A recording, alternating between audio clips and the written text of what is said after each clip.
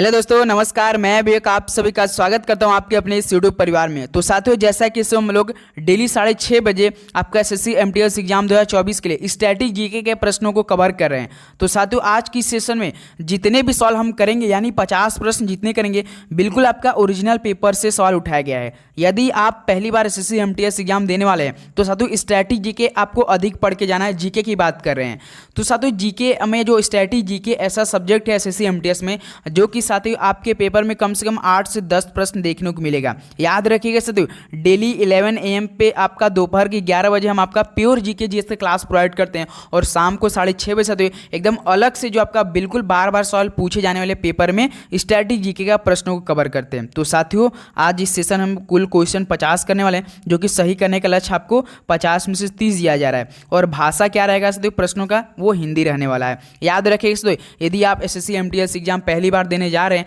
तो आपको बिल्कुल अच्छी तरीके से मालूम होना चाहिए कि एसएससी एमटीएस में पैटर्न क्या होता है, किस तरह का प्रश्न बनते हैं। तो देखिए साथियों, पहली बार जब आप एग्जाम देने जाएंगे तो सीबीटी में बैठेंगे तो आपको पहले मिलेगा साथियों रीजनिंग प्लस मैथ मिलेगा, जो कि साथियों आपको 45 मिनट का समय दिया जाएगा। रीजनिंग मैथ में साथियों आपका 40 क्वेश्चन रहेंगे, 20-20 क्वेश्चन रहेगा, जो कि इसमें आपको नेगेटिव मार्किंग बिल्कुल भी नहीं रहेगा। आप तुक्काबाजी भी इसमें कर सकते हैं। इसको क्वालिफाइंग जरूरी करना है। अगर आप जनरल कैटेगरी से बिलोंग करते हैं दोस्त, तो आपको 12 क्वेश्चन करना है सही जनरल वालों को, ओबीसी वालों को 10 क्वेश्चन सही करना है, एससी एसटी वालों को 8 क्वेश्चन करना है। 40 क्वेश्चनों में से एक क्वेश्चन 3 नंबर का रहेगा। अगर आप ये पेपर दे देंगे तो 10-15 मिनट के बाद आपको क्या मिलेगा, सेकेंड पेपर आपको तुरंत स्टार्ट हो जाएगा। वो साथियों जो कि मेरिट बनेंगे आपका मेन जीके प्लस इंग्लिश पे।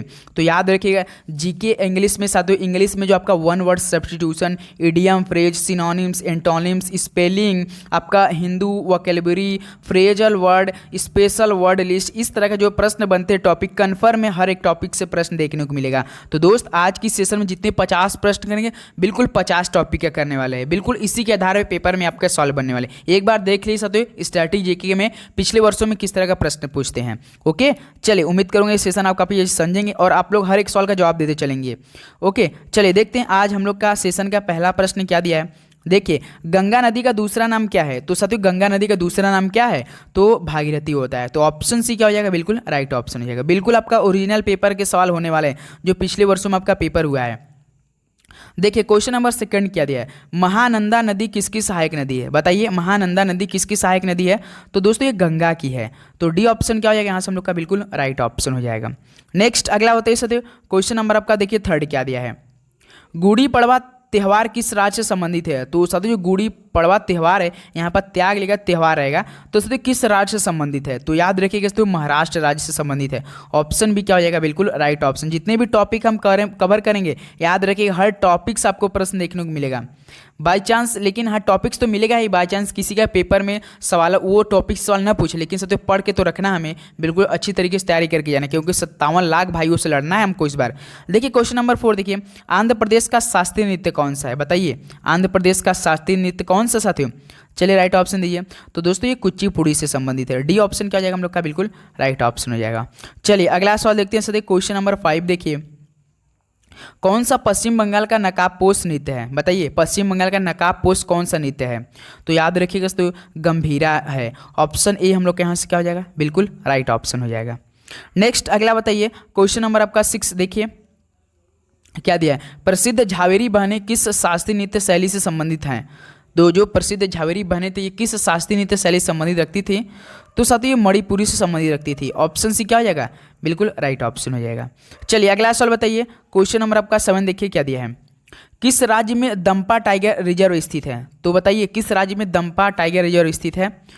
तो ये साथियों का मिजोरम राज्य में स्थित है। ऑप्शन सी क्या हो जाएगा यहाँ से हम लोग का, बिल्कुल राइट ऑप्शन हो जाएगा। चैनल पे नए तो साथियों आप सभी को सब्सक्राइब कर लेना है, क्योंकि साथियों डेली 11 AM पे क्लास देते हैं और शाम को 6:30 बजे। इसलिए साथियों क्योंकि एसएससी एमटीएस का कोई भी अपडेट हो, नोटिफिकेशन हो, इससे आपको तुरंत हमको प्रोवाइड करेंगे। कोई भी हो साथियों, एडमिट कार्ड को लेकर हो, आपके देखिए आपका हॉल टिकट, एडमिट कार्ड के बारे में जो भी नोटिफिकेशन आएगा आपको बिल्कुल प्रोवाइड करने वाले हैं। ओके, देखिए क्वेश्चन नंबर 8 देखिए, नागार्जुना सागर परियोजना किस नदी पर निर्मित है? बताइए साथियों, नागार्जुना सागर परियोजना किस नदी पर निर्मित है? तो ये आपका किस नदी पर, कृष्णा नदी पर निर्मित है। ऑप्शन क्या हो जाएगा यहाँ से, बिल्कुल राइट ऑप्शन हो जाएगा। नेक्स्ट अगला बताइए, क्वेश्चन नंबर आपका 9 देखिए, देवमाली किस राज्य की सबसे ऊंची चोटी है? तो साथियों देवमाली किस राज्य की सबसे ऊंची चोटी है? तो उड़ीसा राज्य की है। ऑप्शन सी क्या हो जाएगा हम लोग का? बिल्कुल राइट ऑप्शन हो जाएगा। नेक्स्ट अगला बताइए, क्वेश्चन नंबर आपका 10 देखिए। हिमालय पर्वत किस प्रकार के पर्वत का उदाहरण है? तो साथियों जो हिमालय पर्वत है किस प्रकार के पर्वत का उदाहरण है? राइट ऑप्शन दीजिए। तो याद रखिए तो वलित पर्वत के हैं ये। ऑप्शन क्या हो जाएगा हम लोग का? ए बिल्कुल राइट ऑप्शन हो जाएगा। चलिए नेक्स्ट अगला सवाल देखते हैं साथियों। क्वेश्चन नंबर आपका 11 देखिए। एशिया की दूसरी सबसे बड़ी कृत्रिम झील कौन सी है? तो दोस्त एशिया की दूसरी बड़ी कृत्रिम झील कौन सी है? तो याद रखिए इसमें जो ढेबर झील है ना, ये ढेबर झील आपके पेपर में पूछता है कि ढेबर झील किस राज्य में स्थित है? तो याद रखिए दोस्त ये राजस्थान राज्य में स्थित है। इंपॉर्टेंट सवाल बन सकता है पेपर में, याद रखिएगा। चलिए अगला सवाल बताइए साथियों। क्वेश्चन नंबर आपका 12 देखिए। प्रसिद्ध जोग जलप्रपात किस राज्य में स्थित है? तो साथियों जो प्रसिद्ध जोग जलप्रपात है किस राज्य में स्थित है? तो इस सवाल का राइट ऑप्शन क्या हो जाएगा? तो याद रखें तो ये कर्नाटक राज्य में स्थित है। तो ऑप्शन भी यहाँ से हम लोग का बिल्कुल राइट ऑप्शन हो जाएगा। चलिए नेक्स्ट अगला बताइए। क्वेश्चन नंबर 13 देखिए तो आप लोग जो क्लास डेली लेते हैं, आप सभी से रिक्वेस्ट की क्लास लेने से कोई फ़ायदा नहीं होगा कि हम डेली क्लास ले रहे हैं तो हम लोग का निकल ही जाएगा। ऐसी कोई बात नहीं, आपके मन में बिल्कुल ऐसा नहीं रखना है। कंपटीशन बहुत हार्ड होने वाला है, तो आपको जो भी क्लास लीजिए, जो भी आप कॉन्सेप्ट कर रहे हैं उसको बिल्कुल अच्छी तरीके से कर लेना है। ऐसा नहीं कि छोड़ देना है। आप बिल्कुल आपको नहीं याद हो रहा है तो आपको सती उसको 2 से 3 बार देख कर ही जाना है। ये आपके मन में टारगेट होना चाहिए, क्योंकि एक सीट लेना है इस बार तो 57 लाख फॉर्म अप्लाई हुआ है। आप लोग समझ सकते हैं साथियों जो प्रश्नों का लेवल होगा, 2-4 सवाल तो आपको बिल्कुल ईजी आएगा। 2-4 सवाल आने से साथियों पेपर क्या होता है आपका ईजी नहीं हो जाता है। तो याद रखना है दोस्त, आप सभी से मेरी बातों को बिल्कुल दिल पे ना लीजिएगा, लेकिन याद है कि सिलेक्शन लेना है तो काफ़ी थोड़ा तो कड़ा तो होना ही पड़ेगा। ओके चलिए नेक्स्ट अगला देखिए। चंबल नदी के तट पर कौन सा शहर स्थित है? तो सर चंबल नदी के तट पर कौन सा शहर स्थित है? तो याद रखिए तो कोटा शहर स्थित है। ऑप्शन भी क्या हो जाएगा? बिल्कुल राइट ऑफ। आप सभी से एक सवाल हम पूछना चाह रहे हैं कि कोलकाता किस नदी के तट पर स्थित है? चलिए बताइए, इस सवाल का राइट ऑप्शन देंगे हम लोग। किस नदी के तट पर स्थित है आपका कोटा और सॉरी कोलकाता? ओके इस सवाल का राइट ऑप्शन हमें देंगे। नेक्स्ट अगला सवाल देखते हैं। क्वेश्चन नंबर आपका देखिए 14 क्या दिया है। एकाम्बरेश्वर मंदिर किस राजवंश द्वारा बनवाया गया था? तो साथियों एकाम्बरेश्वर मंदिर ये किस राजवंश द्वारा बनवाया गया था? तो साथियों ये पल्लव वंश के द्वारा बनवाया गया था। तो सी ऑप्शन क्या हो जाएगा? बिल्कुल राइट ऑप्शन हो जाएगा। नेक्स्ट अगला बताइए। क्वेश्चन नंबर आपका देखिए 15 क्या दिया है। होयसलेश्वर मंदिर किस राज्य में स्थित है? तो साथियों होयसलेश्वर मंदिर किस राज्य में स्थित है? तो ये आपका कर्नाटक राज्य में स्थित है। ऑप्शन ही हम लोग का क्या हो जाएगा यहाँ से? बिल्कुल राइट ऑप्शन हो जाएगा। नेक्स्ट अगला बताइए साथियों। क्वेश्चन नंबर आपका देखिए 16 क्या दिया है। दक्षिण पश्चिम रेलवे का मुख्यालय कहाँ पर स्थित है? कम से 2 से 3 शिफ्ट में ये सवाल पूछा गया था, याद रखिएगा। दक्षिण पश्चिम रेलवे का मुख्यालय कहाँ पर स्थित है? तो सर हुबली में स्थित है। ऑप्शन नहीं क्या हो जाएगा यहाँ से हम लोग का? बिल्कुल राइट ऑप्शन हो जाएगा। चलिए नेक्स्ट अगला सवाल देखते हैं। क्वेश्चन नंबर आपका 17 देखिए। नाबार्ड किस वर्ष अस्तित्व में आया? चलिए बताइए। नाबार्ड एक प्रकार का कृषि से रिलेटेड है साथियों, तो ये किस वर्ष अस्तित्व में आ गया था? तो दोस्तों ये 1982 में आ गया था। ऑप्शन यहाँ से क्या आ जाएगा हम लोग का? बी बिल्कुल राइट ऑप्शन हो जाएगा। चलिए नेक्स्ट अगला बताइए। क्वेश्चन नंबर आपका 18 देखिए क्या दिया है। फेडरल बैंक का मुख्यालय कहाँ पर स्थित है? बैंक से रिलेटेड साथियों आपके पेपर में हर शिफ्ट में 2 प्रश्न बनता है, तो याद रखिए इस बैंक अवेयरनेस से आप लोग जरूर पढ़िएगा। जितने भी सवाल बनते हैं पेपर में सीधे डायरेक्ट प्रश्न पूछता है कि फेडरल बैंक का मुख्यालय कहाँ पर स्थित है? तो दोस्त ये केरल में स्थित है। ऑप्शन सी क्या हो जाएगा? बिल्कुल राइट ऑप्शन हो जाएगा। चलिए नेक्स्ट अगला सवाल देखते हैं। क्वेश्चन नंबर आपका 19। आप सभी को हर एक सवाल का जवाब देते चलना है जो आपको सही लग रहा है, जिस सवाल का राइट ऑप्शन आ रहा है। ओके देखिए क्वेश्चन नंबर 19 देखिए। एशिया के देशों में अकेला कौन सा देश G8 में शामिल है? बताइए एशिया का ऐसा कौन सा देश है जो कि अकेला आपका G8 में शामिल है? तो वो देश कौन सा है? तो सभी वो जापान देश है। तो डी ऑप्शन हम लोग के यहाँ से क्या हो जाएगा? बिल्कुल राइट ऑप्शन हो जाएगा। चलिए नेक्स्ट अगला बताइए। क्वेश्चन नंबर आपका देखिए 20। न्यूजीलैंड की राजधानी क्या होती है? चलिए बताइए न्यूजीलैंड की राजधानी क्या होती है? इस सवाल का आप राइट ऑप्शन आप सभी लोग हमें देंगे, क्योंकि ये सवाल आप सभी के लिए HW यानी होमवर्क होने वाला है। ओके ये सवाल आप लोग बिल्कुल सही से जवाब हमें देंगे। न्यूजीलैंड की राजधानी। चलिए अगला सवाल देखते हैं। इसी बात पे क्वेश्चन नंबर 21 का जवाब दीजिए सभी लोग। भारत में स्वर्ण जयंती ग्राम स्वरोजगार योजना किस वर्ष शुरू की गई थी? इंपॉर्टेंट टॉपिक है, आपके पेपर में योजना से संबंधित एक सवाल पूछा जाता है। तो भारत में स्वर्ण जयंती ग्राम स्वरोजगार योजना किस वर्ष शुरू की गई थी? याद रखिए दोस्त ये 1999 में शुरू की गई थी। डी ऑप्शन यहाँ से क्या हो जाएगा हम लोग का? बिल्कुल राइट ऑप्शन हो जाएगा। चलिए अगला सवाल देखते हैं। क्वेश्चन नंबर आपका 22 देखिए। किस बंदरगाह शहर को अरब सागर की रानी कहा जाता है? बताइए साथियों, किस बंदरगाह शहर को अरब सागर की रानी कहा जाता है? तो साथियों कोच्चि बंदरगाह को कहते हैं। ऑप्शन यहाँ से हम लोग का सी बिल्कुल बिल्कुल राइट ऑप्शन हो जाएगा। उम्मीद करूंगा साथियों ये सेशन आपको काफ़ी अच्छे समझ रहे होंगे और आपको काफ़ी हेल्पफुल लग रहे होंगे कि बिल्कुल सर जी ऐसा प्रश्न बार बार पेपर हमारे पूछे जाते हैं। अगर आपने पिछले वर्षों का पेपर को एनालिसिस किया हो तो साथियों याद रखिएगा। क्वेश्चन नंबर 23 देखिए, वर्ष 1963 में कौन सा राज्य एक अलग राज्य बनकर उभरा था? बताइए दोस्त, वर्ष 1963 में ऐसा कौन सा राज्य जो कि एक अलग राज्य बनकर उभरा था? तो वो राज्य साथियों नागालैंड था। ऑप्शन हम लोग क्या हो जाएगा? बिल्कुल राइट ऑप्शन। आप सभी लोगों के लिए एक और होमवर्क में नागालैंड की राजधानी बताइए। चलिए सभी दोस्त बताएंगे इसका राइट ऑप्शन। नागालैंड की राजधानी क्या होती है बताएंगे सभी लोग कमेंट बॉक्स में। चलिए अगला देखते हैं। क्वेश्चन नंबर आपका 24 देखिए भारत का सबसे बड़ा केंद्र शासित प्रदेश कौन सा है? बताइए भारत का सबसे बड़ा केंद्र शासित प्रदेश कौन सा है?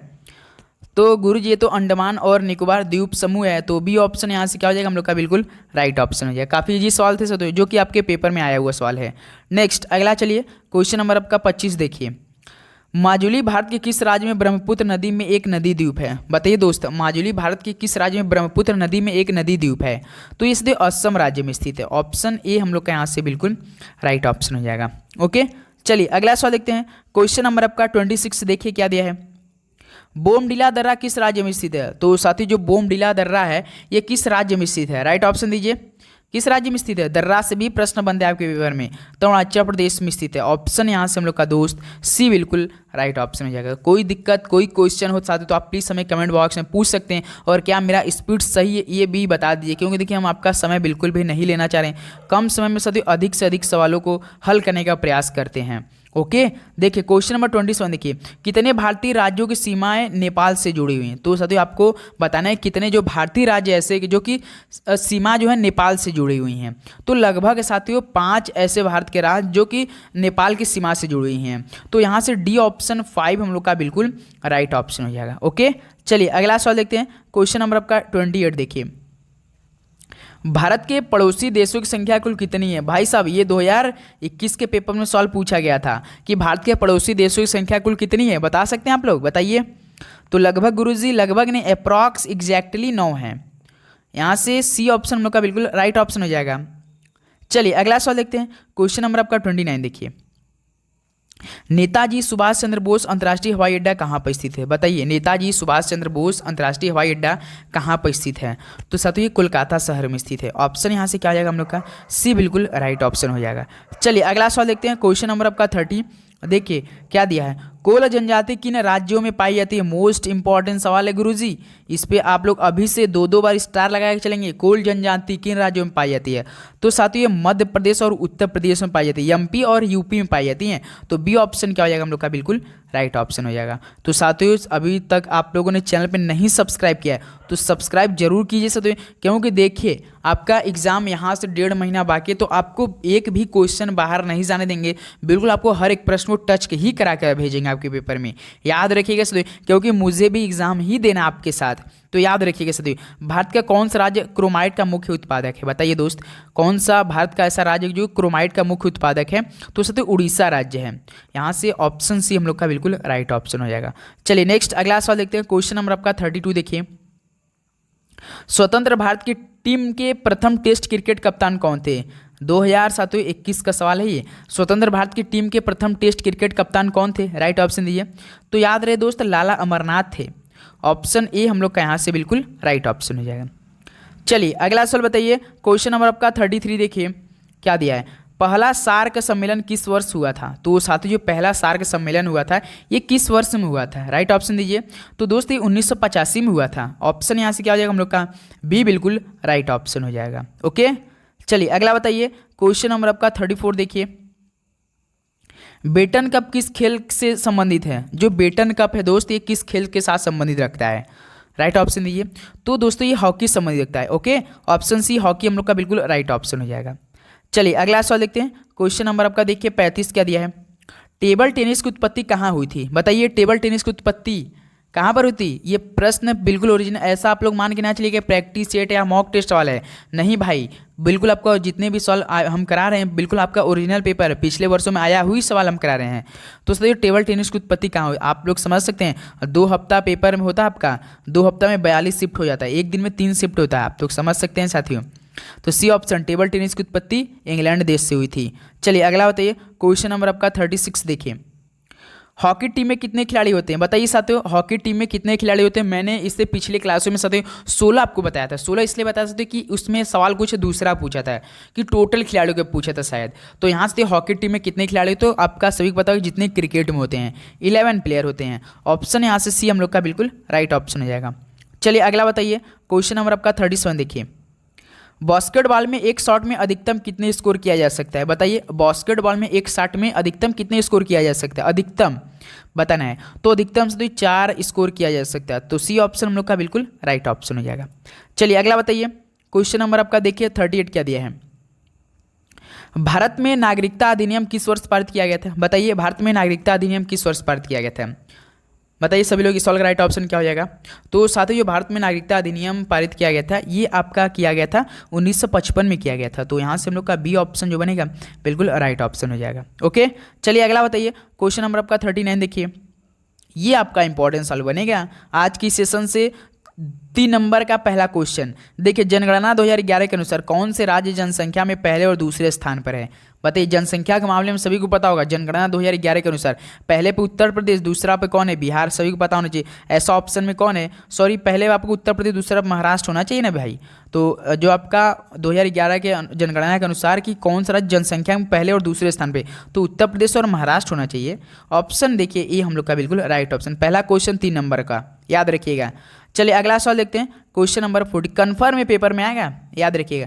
देखिए क्वेश्चन नंबर 40, भारत में 2011 की अंतिम जनगणना कितने जनरों में की गई थी। देखिए ये 3 नंबर यानी 6 नंबर आपको यहीं से मिल गया, याद रखिएगा। भारत में 2011 की अंतिम जनगणना कितने चरणों में की गई थी, चरण की बात हो रहा है तो 2 चरणों में की गई थी। और जो आपका से 2011 की जनगणना हुई थी, अगर आपके पेपर में सवाल पूछा कि नवीनतम जनगणना किसे बोलते हैं किस वर्ष की, तो 2011 वाला बोलती है, याद रखिएगा मोस्ट इंपॉर्टेंट नवीनतम जनगणना 2011 की है।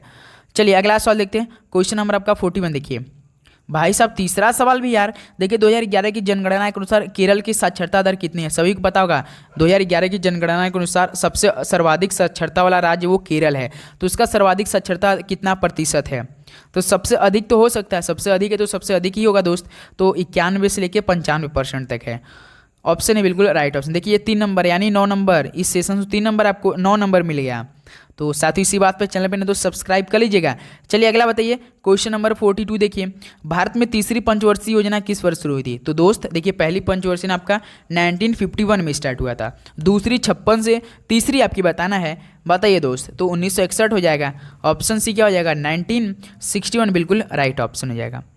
चलिए अगला सवाल बताइए, क्वेश्चन नंबर आपका 43 देखिए, 12वीं पंचवर्षीय योजना की अवधि कब से कब तक थी। तो साथियों ये आपका 12वीं पंचवर्षीय योजना थी, इसकी अवधि आपको बताना है, टाइम पीरियड बताना है कब से कब तक थी। तो याद रखिए तो 2012 से लेकर 2017 के बीच में थी। तो 43 की क्या हो जाएगा हम लोग का डी बिल्कुल राइट ऑप्शन हो जाएगा। नेक्स्ट अगला चलते हैं साथियों, क्वेश्चन नंबर आपका देखिए 44 क्या दिया है, विश्व शरणार्थी दिवस हर साल किस दिन मनाया जाता है या किस डेट को मनाया जाता है बताइए।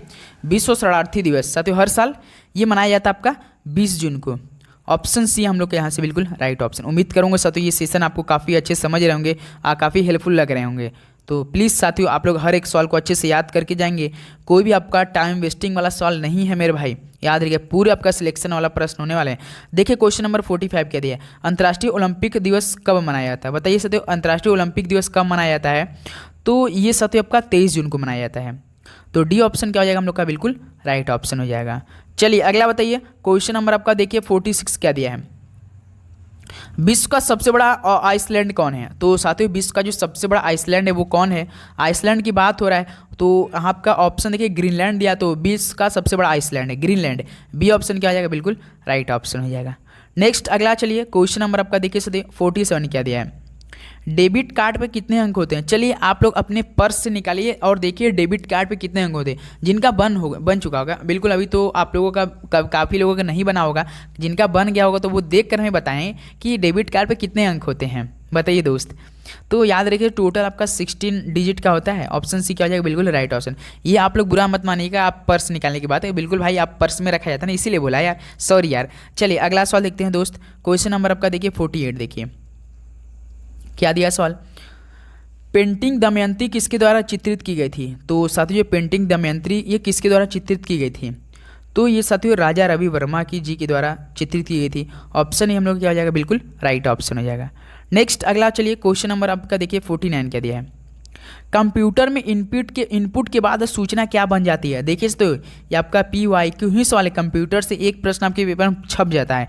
कंप्यूटर में इनपुट के बाद सूचना क्या बन जाती है, तो दोस्तों डेटा बन जाती है। याद रखिए क्या बन जाती है, डेटा बन जाती है। किसके बाद, कंप्यूटर के इनपुट के बाद सूचना क्या बन जाती है, तो डेटा बन जाती है। ऑप्शन सी बिल्कुल राइट ऑप्शन हो जाएगा। चलिए अगला सवाल देखते हैं दोस्त। क्वेश्चन नंबर आपका 50 देखिए, कालाजार किस जीव के कारण होता है। तो साथियों कालाजार किस जीव के कारण होता है, राइट ऑप्शन दीजिए। तो याद रखिए कालाजार आपका लिस्मेनिया जीव के कारण होता है। तो ऑप्शन यहाँ से क्या हो जाएगा हम लोग का, बी बिल्कुल राइट ऑप्शन हो जाएगा। तो साथियों टोटल 50 प्रश्न कंप्लीट हो चुके हैं। अब ये बताइए आप सभी का कितना स्कोर बना, सभी दोस्त बताएंगे, फटाफट बताएंगे आप सभी का कितना स्कोर आप लोग इस सेशन से बना पाए।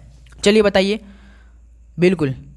चलिए दोस्त, बिल्कुल उम्मीद करूँगा ये सेशन आपको काफ़ी हेल्पफुल लगा होगा। चैनल पे नहीं तो आप लोग सब्सक्राइब करके जरूर रखेंगे। डेली 11 AM पे शाम को 6:30 बजे मिलते हैं कल एक और बेहतरीन सेशन के साथ। सभी को जय हिंद, वंदे मातरम। पढ़ाई करते रहिए, कोई भी क्वेश्चन हो, कोई भी डाउट हो, कोई भी सब्जेक्ट से रिलेटेड हो, मैथ रीजनिंग, तो प्लीज़ आप हमें पूछ सकते हैं। ओके, मिलते हैं कल और एक नए सेशन के साथ। सभी को जय हिंद, वंदे मातरम। पढ़ाई करते रहिए। ऑल द वेरी बेस्ट, धन्यवाद।